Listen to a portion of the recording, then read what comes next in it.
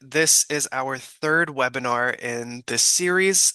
Today I'm going to talk about primary research and recommendation, the recommendation section of your QLI proposals or issue briefs. Okay. Before we get started, just a couple announcements. And students, if you have notes in front of you or if you're taking notes on your computer, that's great. If not, I would recommend going ahead and getting your notes together right now because there's a lot of great information that we're going to cover. And specifically, we're going to look at the rubrics as well. So, um, make sure you're getting down the information and writing down these upcoming dates. So we have our fourth webinar that's going to be March 25th. That's also a Tuesday. They're all on a Tuesday from 5 to 6 p.m. Again, they're all going to be recorded if you can't make this one. Um, so you can view it on YouTube afterwards. We have an upcoming field trip event called the Innovators Summit. Now, this is about a month away. It's on Friday, March 28th from 9:30, that's when check-in begins, to 1:30 p.m. You do get lunch if you attend, and this event is an opportunity for you to connect with professionals, connect with um, entrepreneurs who are currently working in the field, who are innovating, who are coming up with prototypes and designs. So you get to work with them one-on-one and learn from them as well to help better your own projects. Because I mentioned it last time, but a lot of what the judges are seeing, where a lot of projects are falling short, is the implementation section. And so this event, its purpose is to really help you strengthen that section, make sure that your project and your proposal or issue brief is as robust, as strong as possible. So it's a really cool event that we're having. Talk to your teachers about it. I sent an email out to all of your teachers this morning with details about that event, where they can register, where you can register. It'll be super fun. You get food. Um, and field trips are always cool. And you get to meet and network with a bunch of people. Those of you who are seniors who are thinking about college and beyond high school, maybe getting a job, this is a great time to connect with professionals. And there's always opportunities that come from that. And lastly, the project due date is Monday, April 21st at 5 p.m. So that is the Monday you get back from spring break. Make sure that's in your calendar, in your mind. If your teachers haven't talked about it yet, I'm sure they all have. But you should have this in your phone or somewhere in a calendar so that you're aware. All right, we're going to go ahead and keep going. So I'm going to skip over introductions because we're running a little bit behind because I was late, but our agenda for today is field research and recommendations. So we're going to talk about field research briefly. What is it? Why do we do it? Ethical considerations, and then I'm going to go into each of the types of field research. So while I'm doing this, actually, in the chat, can you tell me what part of your project or proposal you're on? Are you still in the background research section? Are you designing a survey or designing an experiment? Have you gotten to the recommendation section yet? Let me know where you're at so that I can be specific when we go through it. All right, recommendation, recommendation. Amazing. So you're at that stage. You've already done the data analysis, and we're thinking about, all right, how do we improve the quality of life issue? Or how do we solve it? So we'll talk about the recommendation section and data analysis specifically. Um, let's get into it. So, what is field research? Um, just a brief overview. It's gathering first-hand information and data on a specific topic. You do this by conducting interviews, by surveying, by doing experiments like a pre-test, post-test. You can observe, or you could do other types of experiments, variable controlled experiments. Why is it important? So, field research tells us new or additional information of a topic. And the reason why we have it for this project for QLI is because um, it makes you an active participant in the creation of knowledge, and it's such a great skill to have. So I pulled this in number three. Data analysis and research was the number four skill in 2025 to have on a resume, to put on a job application. And that's from Forbes. So that's a really big business um, site. So they're saying the number four skill to have is data analysis, and we require you to go through this process to conduct your own research and to analyze your data for QLI. And so this is a project, this program is something you should put on a resume, you should put on a college application because of these great skills. That you're getting. After you're done, you're able to say, yeah, I can conduct research. Yeah, I can do data analysis. Um, it may be difficult as you're going through it, but looking back, you're gonna look back and see all those skills that you gained along the way. So for field research and for this section in particular, it's really important for you to have clear objectives. So this just means what are you trying to achieve and why? So for example, and I was drinking coffee when I wrote this, but maybe your topic is the effect of coffee on school performance. So what do you want to know? What exactly are you trying to achieve? I might want to know how different types of coffee affect attention. So my field research could be giving different groups of students a shot of espresso versus drip coffee versus French press coffee, and then and then observing their attention span. Um, or I might want to know how coffee affects a student taking a test versus doing homework. In this case, I would give a certain group of students drip coffee, and then I would give another group of students a shot of espresso, and then a third group no coffee. That's your control, and then see how they do on the same quiz. Um, or on homework. So you're really trying to ask yourself for these objectives, what am I trying to achieve? So for these examples I gave, I want to know how coffee affects attention. I want to know either the different types of coffee, that's my goal, how it affects attention, or I want to know if coffee affects testing or homework more than the other. And then lastly, in this overview of field research, what are some ethical considerations? So when you're doing surveys, when you're doing experiments, you always want to have informed consent. Um, you don't want to force somebody to take your survey. You'd be like, hey, take my survey or else I'm going to take your lunch money. I don't know if y'all have lunch money anymore, but you don't want to do that because you're not getting a reliable data if someone is being forced to answer your questions. They may be a little bit angrier than you want them to be. You want to respect participants' privacy. So if you're making a survey, you do not want to ask identifiable information like what's your address, what's your social security number, what's your bank account information. We do not ask those questions in survey research. Absolutely not. A lot of times in survey research, you don't even ask the person's name because that's identifiable information. So don't ask names, don't ask student ID numbers because that's a way of protecting the participant's privacy. And then think about it. If you're taking a survey and it asks you to put your social security number or it asks you to put your student ID number, are you going to take the survey? I'm not because that's a bit too invasive for me. So think about the number of students or the number of responses that you want to get and how privacy ties in with that. If your survey is more private, they feel comfortable that they're not going to be doxxed after they take your survey, more people will probably answer and respond. The third point, avoid bias and stay objective. So we'll get into this when we talk about survey research and writing the questions. You want to avoid leading questions. You don't want to have any negative language or biased language in your surveys. And then this institutional review board process, this is something that if you're doing research at the university level, you need to adhere to. Talk to your teachers, talk to your principals about the process and procedure at your school to make sure that you're following the rules. Okay, so we're going to get into the types of field research. And I kind of mentioned the five types we're going to talk about already, but the first one, interviews. So steps to conducting an interview. Think, why are you interviewing this person?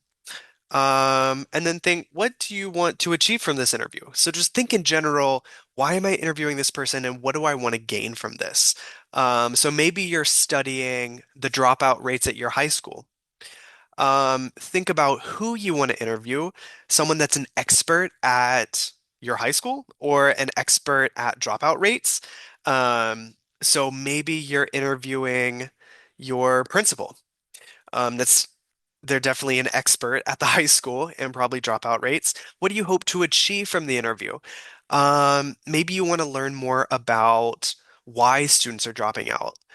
So then we move into plan, create interview questions in advance. So if you want to learn more about why students are dropping out, write questions that will get that answer for you. Asking your principal, why do you think students are dropping out? Or what's the main reason why students drop out? And other questions similarly. So plan ahead and then do contact this person in person or by email and do document the responses. So if it's over email, you can send your questions and you get their written responses. That's great, but if it's in person, you want to take a notepad, you want to be taking notes of their responses to make sure that you have that data. Okay. And that's a great way to get firsthand knowledge. So the second type of field research is surveys and questionnaires. So tips on creating an effective survey, keep it short. So, do you want to answer 25 questions about school dropout rates? Um, Probably not. So keeping it short will probably increase the numbers of responses that you get. Don't ask leading questions. If you've already conducted survey research and you realize that your survey has leading questions, then you need to take out that question, or you cannot use that data in your proposal because it's not necessarily valid or accurate. So, an example of a leading question would be, do you agree that climate change is a terrible tragedy? Oh, my goodness. Do you agree that climate change is a terrible tragedy? This is a leading question because in the question, it assumes that climate change is a terrible tragedy. It says climate change is a terrible tragedy. Um, so you're already pushing for a certain type of response. In your surveys, you want to stay unbiased, and you could say instead, which of the following aligns with your view of climate change? And then in the answers you have, it's a terrible tragedy. It's not that bad. I don't care. It's great. Or it's evolutionary. Something like that. That's a more unbiased question because it has varied responses and doesn't assume anything in the question. Using a Likert scale is a great way to quantify data. So taking your responses and then putting them into a numerical form, into numbers. So using a Likert scale, like on a scale of 1 to 5, how how impactful do you think climate change is? Um, that's an example of a Likert scale. Or on a scale of 1 to 10, how confident are you in your writing ability? That's another great question. And then another point for the survey, ask for demographic data. And I want you to be a little bit careful here because you don't want identifiable information, but demographic data. So you could ask, what's your gender identity?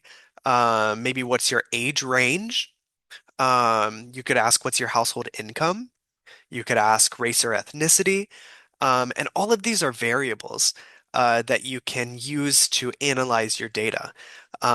So if you're studying high school dropout rates and you ask for age range, you could say, or you could even say, what's your grade level? When you get the data, you can say, students in 10th grade think about dropping out 20% more than students in ninth grade. So for demographic data, it's all about what variables you want to use when you're analyzing that data and the narrative that you want to um, create through your project and through your proposal.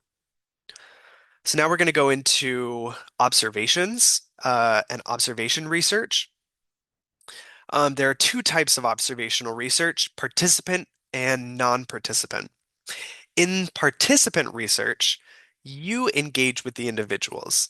So this would be a focus group. If you're doing this type of research, um, for example, what I wrote down, you could, after school, have your group of students participating. You show them a video and observe their reactions and ask about their thoughts. That's a focus group. So you're observing them in the moment, but you're also interacting with them and asking questions to see what the reaction would be.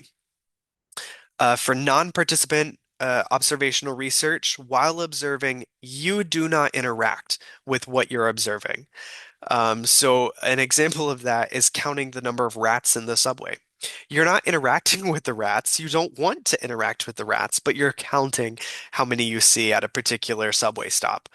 Um, Another example of this could be you're observing a classroom, math class and an English class, and you're saying, okay, there are 14 students asleep in math one, and there are only two students asleep in English one. You're not interacting with the students, but you're just counting and observing. Ah. The next, oh, some tips on conducting observation is think about how you want to quantify your observations. So I did that in my two examples. Excuse me. I did that in my two examples. You're counting the number of rats that you see in the subway, or you're counting the number of students asleep. So you always want to think about how you can translate your observations, qualitative data, into quantitative data or numbers. And then we have experimental research or experiments, and this is hypothesis-driven data collection. This one is my favorite because I have the most experience with it. Um, I've shared before that I have a background in neuroscience research. So I do hypothesis-driven research all the time. It's so much fun. But it's a little bit more involved than the other types of research. So your first step is to identify your variables. Which one is independent? This is the one that you're changing. So what do you want to change and see how it affects? The second one is the dependent variable. This is what you measure in your experiment. And then you have the control. This does not change. And it's hypothesis driven because you come up with a hypothesis that you're testing. So a sample hypothesis, if I change X, then Y will happen. Um, an example of this would be uh, if I change the amount of water I give to these two plants, then the one with more water will grow taller. It's a very rudimentary hypothesis, but it's a hypothesis nonetheless, and it's testable. You can vary the amounts of water that you give to the plants and measure how tall they grow. Once you identify variables and develop a hypothesis, then you perform the experiment and record your findings. In the example I just gave about the plants, I would record how tall they get, and that's what I'm measuring. And the control would be the type of plant. So I would have the same type of plants. I would change the amount of water I give to both, and then I would measure the height. So now we're going to transition into data analysis methods, but first, are there any questions on types of field research by any chance? If you have a question, like I said earlier, feel free to unmute and interrupt me. Please interrupt if you have a question. You could also raise your hand or you could put it in the chat. Seeing no questions in the chat, I'm going to continue. Data analysis methods. So much fun. So we're going to talk about trends and correlations.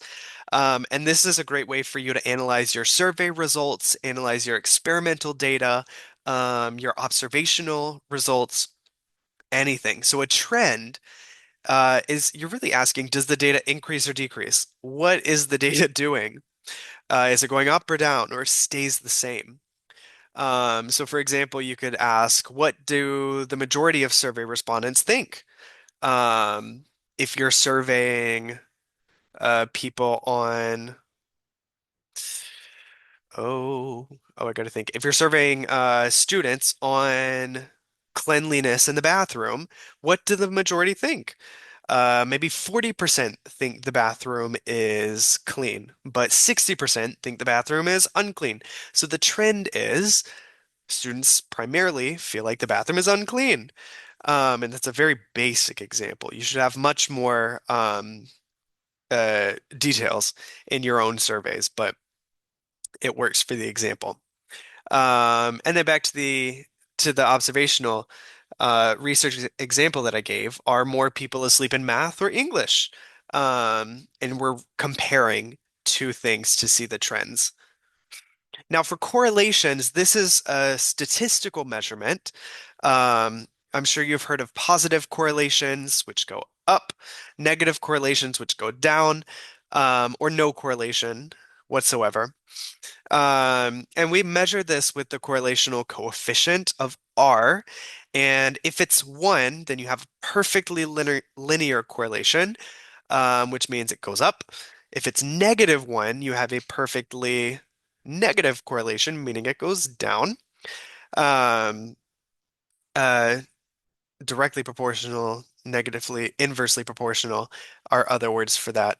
Um, but keep in mind, correlation does not equal causation. So if two things are correlated, meaning if this goes up, this also goes up, um, that does not mean that one causes the other. So it's a very important distinction to make when you're writing your proposal. You can't say, oh, I found this correlation, my R value is this, so this causes this. Um, uh, this causes dropout rates. We can say they're correlated, but we cannot say that one causes the other. You can calculate this on Excel, or you can just Google correlational coefficient calculator, and it has the function for you. And this is just an example of what correlations look like. So this one right here is none. There's no correlation. You can't draw a line any which way. Blue is low correlation, so they're kind of together and they're kind of going in the same direction. We have high correlation, which is they're even tighter together and going up. And then purple, perfect correlation. They are all on the same line. Okay. And then, like I was saying, positive is going up and to the right, negative is going to the right and down. We have curved, which is really cool. You could say there is a point at which this is ideal, and then it goes down. And then partial, which goes up, and then it kind of scatters. And then you could say it's positive correlation to a point, and then at that point, the data um, no longer follows that rule. This is another example of a scatter plot with positive correlation. Okay. So some ways to talk about uh, your field research findings in your paper is if you're doing interviews, you can include the direct quotes from the experts. You could also paraphrase what they say. That's a great way to include direct data and for your narrative. Data presentations are very important. We're going to talk about that when we see the rubric on the next slide, like including charts, including graphs. That's really important for the section. Identify patterns and trends. We talked about trends. We talked about correlations.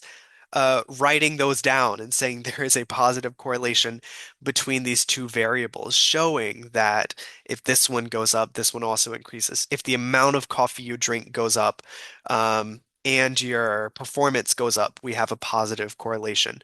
And then you can compare and contrast. So you can say this group had a worse performance when drinking espresso, but this group had a better performance when drinking drip coffee. So just making sure you write all of that comparisons, direct quotes, using charts and graphs, and explaining what they mean is important for your narrative and in this section. So I really wanted to include this. This is the rubric for the proposal, um, for the research and analysis section of the proposal. The purpose, so it's split into 5 sections. You have a total of 25 points, which is 25% of your overall grade. Um, Number one, I think is really important. The purpose of your research, your field research, is linked to or follows from the background presented. So if you're, I'm going to go back to the school dropout rates example. If that's your topic, your background research is all about school dropout rates. Um, you have to tie that background research into your own data. So maybe you found from the research that um, socioeconomic status was tied to dropout rates. And you said, based on the background research, we've decided to survey our own high school because we know from word of mouth that our dropout rates are high, or we know from our own data that our dropout rates are high. So we want to understand more about the socioeconomic breakdown at our school. So that's a great way to go from the background research into the purpose of your research. A description of the research method is clear, so you have to describe how you conducted research, who was involved, and the process you used. If you did survey research, you would say, we developed a 20 question survey, although it should be shorter. We developed a 15 question survey that was disseminated or sent out to the entire student body and to other schools in our neighborhood. Um, we surveyed ninth and 10th grade students about this and about this topic. We engaged with the principal of our school to push the survey to the teachers as well to understand their thought process, and so on and so forth. So you get the idea. Describe how you did it. Um, Number three, research method is appropriate. It's effective and appropriate, which just means that you were able to get if you're doing a survey, you were able to get a bunch of responses, or you had a lot of engagement, or it's logical. Like if you're studying dropout rates in schools, you don't want to go survey people at bank downtown because they're not in school. Um, that's what this is getting at. Analysis of results is clear, so you clearly summarize and interpret. Your charts and visuals are clearly labeled. So you have your data, you present your data. That's really important for the project. And then it's innovative. So innovative research design, unique approach, and or creative presentations of data. So this is all three, or it could be one or the other to get the 5 points. Okay, any questions about field research before we move into the recommendation section? Any questions at all? I want you to put in the chat real quick before I move on, what type of research have you done? Did you use field research? Did you use observational research, experimental research? Um, Let me know in the chat. Field research. Now, did you do surveys or for your field research, did you do surveys or experiment surveys? Personal interviews. Oh, nice, nice. Um, awesome. How many people did you get for your interviews show? Because it's sometimes difficult to get a lot of engagement for interviews because they take more time than surveys. But I'm curious.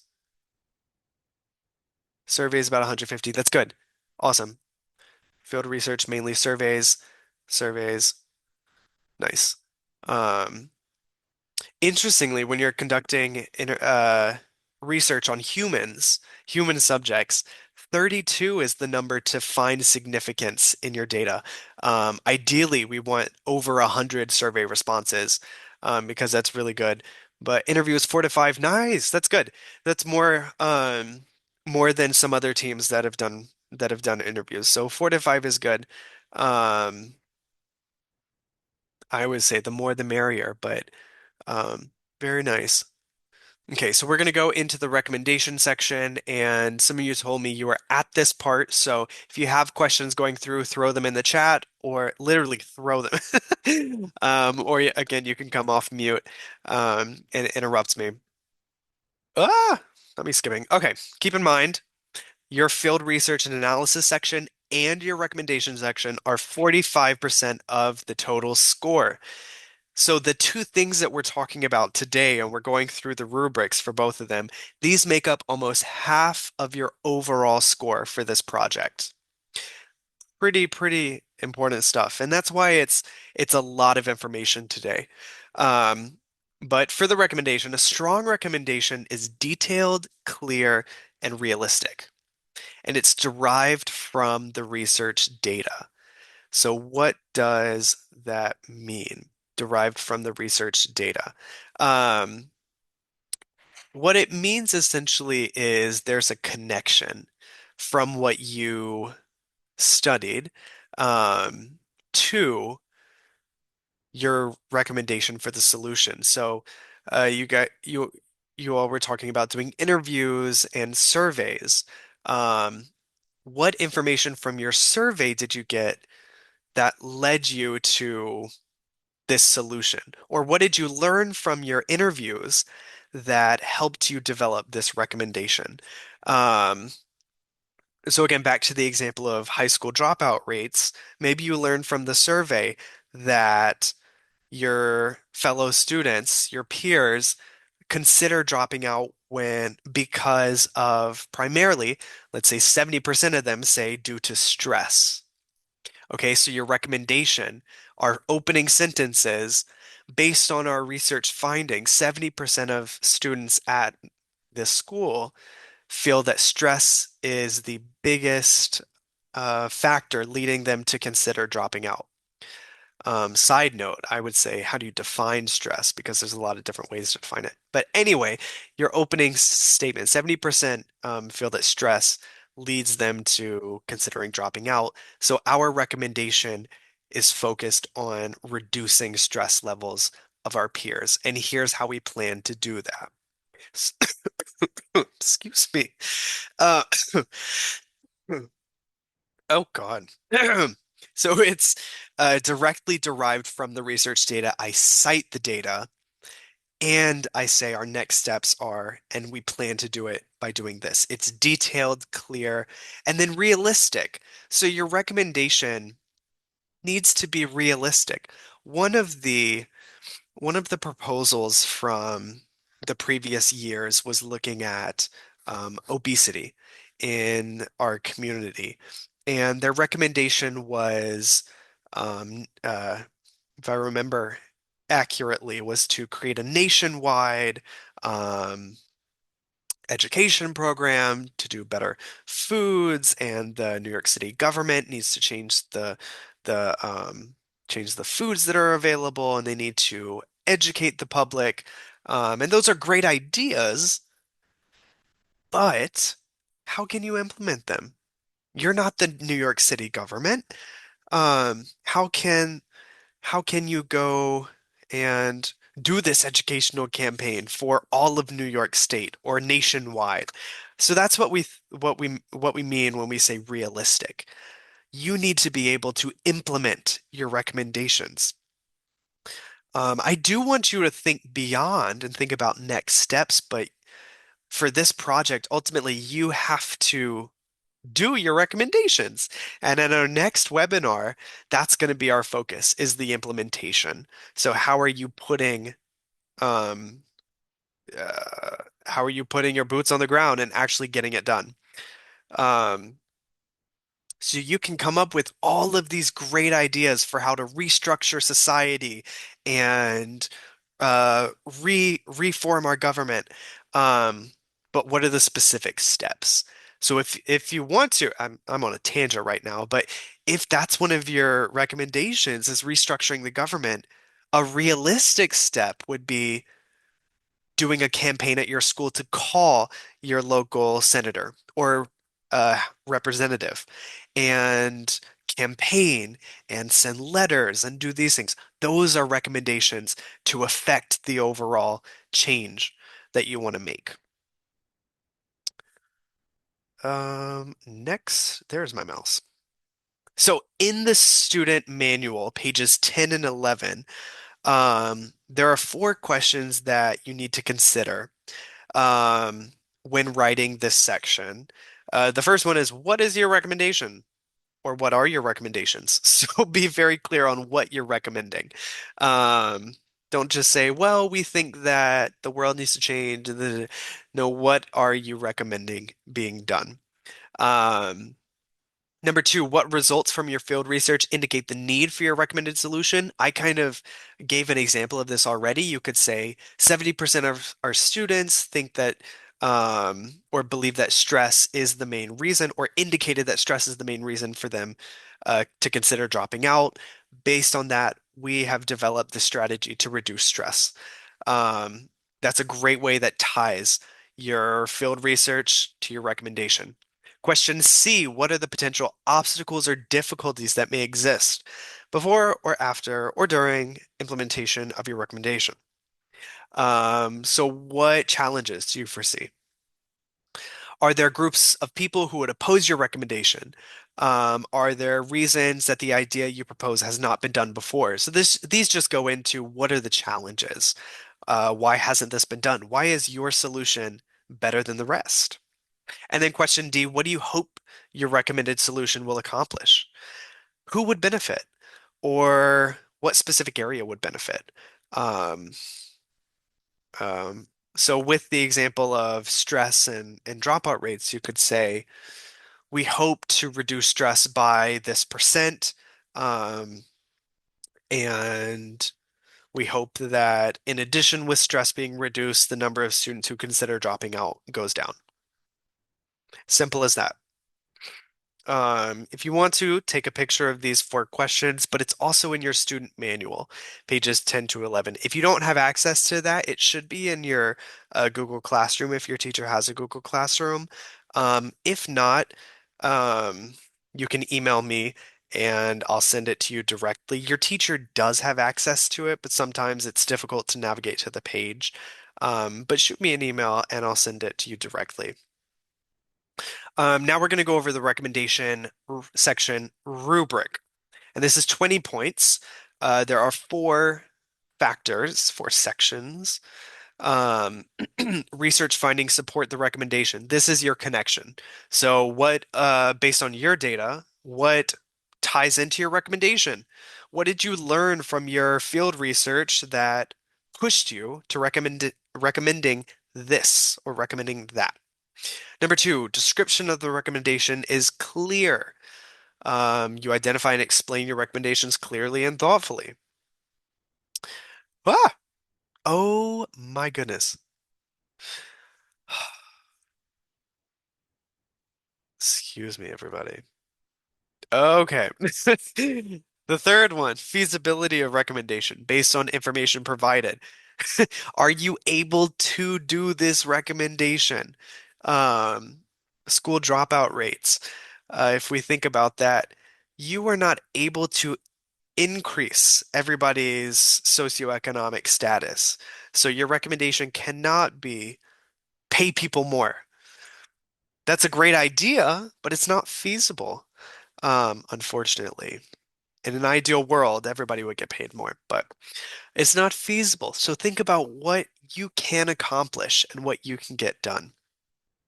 Feasibility can be supported with letters, quotes from experts, discussions of similar successful initiatives, etc. So maybe when you interviewed your principal, you came up with ideas and they recommended doing this.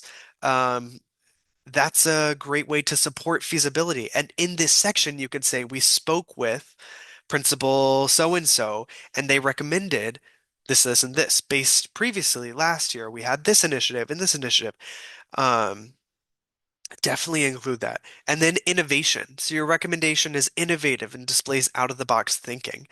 Um, Mr. Blaze from Midwood High School says, deconstruct the box. That's his theme. And I've kind of adopted that this year as well. Outside of the box, we're not outside the box. We're deconstructing it so we can recycle it.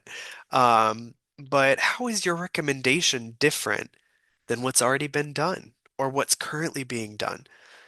Because what's currently being done is clearly not working if you're still studying the problem. So think differently. Think deconstructing the box. And that's what we mean when we mean innovation.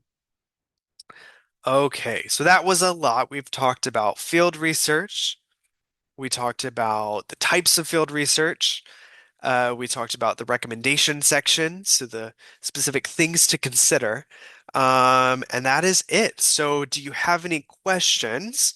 And this is also a time for you to, if you want me to specifically talk with you about your project or your recommendation, if you've got specific questions about that, I would love to chat about your project, um, give some advice, give some feedback. The rest of the time is yours. And also, oops, I clicked the chat and then I couldn't get out of it. The attendance form. Um, Here. So scan this to track your attendance. Remember that every time you come to one of the webinars, your name gets entered into a pool, into a drawing of a Target gift card.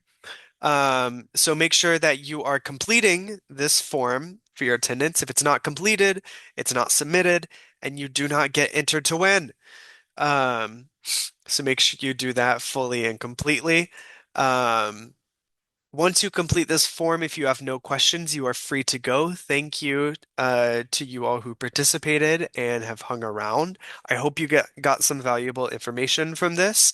And if you want to go back and review this webinar in the future, it will be posted on YouTube, and your teachers will all have a link to that tomorrow. So again, once you've completed the form, you are free to go unless you have specific questions. Enter your school email